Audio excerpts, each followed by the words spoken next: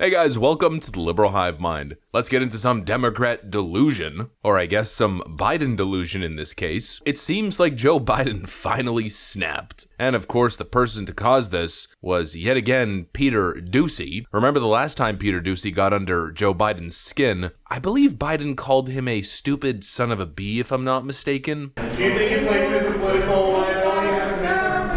That's a great asset. More inflation. What a stupid son of a...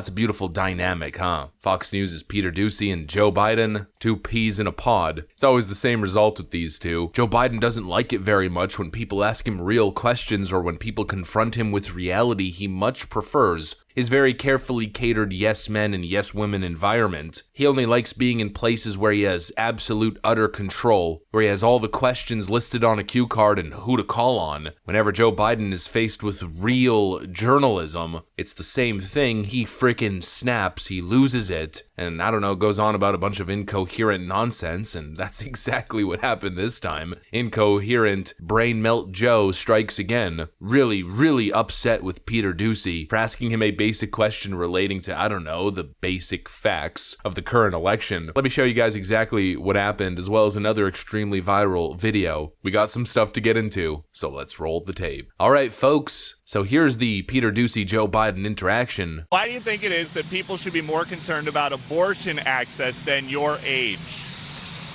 I don't think it's a comparable comparison. Why do you think it is that you're trailing Trump in all these swing state polls? Because you don't read the polls out. There are 10 polls. 8 of them I'm beating him in those states. 8 of them.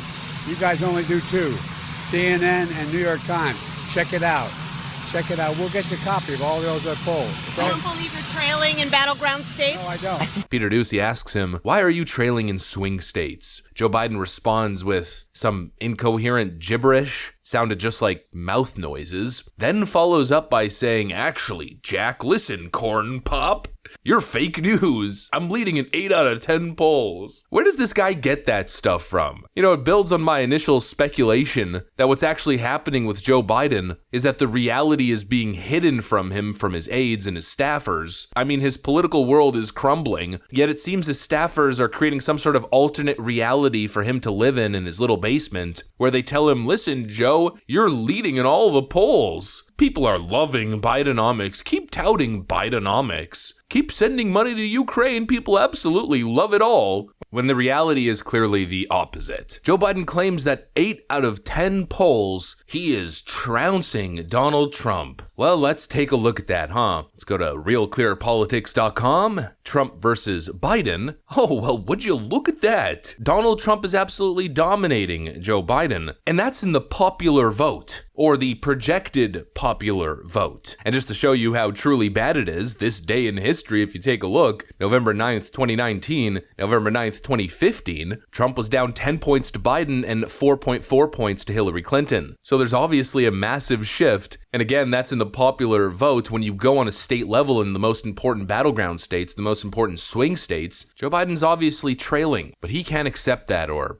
probably more accurately, he doesn't know what's happening. He doesn't seem to know anything's happening. In his world, he's just killing it. Bidenomics, I mean, that's a legacy to stand for, huh? He's the guy getting the job done, but it seems as though the only person who thinks that is Joe. Nobody else. Not even his own people of Scranton, Pennsylvania. You know, he keeps marketing himself as Scranton Uncle Joe. He's the guy. Well, you would expect following that marketing that Joe Biden would be deeply popular in his hometown of Scranton, but of course that isn't the case at all. Here's a viral clip that's going crazy on Twitter right now, where Newsmax went on the ground in Scranton speaking to voters, asking them of their opinions on Joe Biden's job performance. Take a look. How do you feel about our current president? He's okay. He needs to get the hell out of the White House. He's ruined this country. This country's in a hole. He's pretty much the kind of guy who should be a mayor of Scranton instead of president of the United States. What would you like to see him do moving forward? I don't know. I would like to see him try again with student debt. I would like to see him work on our healthcare system. He's running the country. That's cool. Yeah, have you seen some of the videos circling of him falling? and stumbling? I have seen those, yeah. Do you feel like he's maybe too old to be president?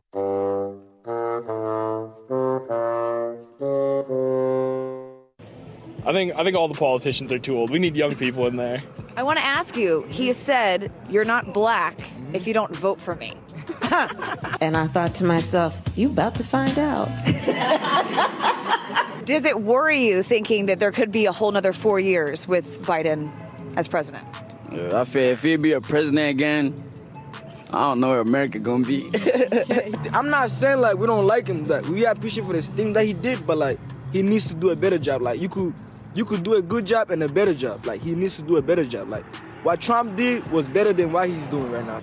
Do you feel that he represents the people of his hometown of Scranton well? Hell no. He's not even from here. He only been here, what, for 2 years and since he was a little kid? No. Get him out of here. Do you feel like our country was better when Trump was in office? Yes, I do. Okay, so I'm a transgender person, so I personally believe that Trump has a lot out for people in the LGBTQ plus community. However, he has done a lot of good for socioeconomical growth, and I can't blame him for being that way because he is a businessman. He knows what America needs at heart, which is economical growth. Would you vote for him again? Biden? No. I'd vote for Trump. I'm a veteran, and Trump's a big veteran proponent, so absolutely. I'm probably more of like a third-party ticket, looking for alternatives to the two-party system. So I think it's safe to say you would not vote for him in 2020. Hell no! I'm voting for Trump. If it was between Trump and Biden, who's your pick? No comment, but not Biden.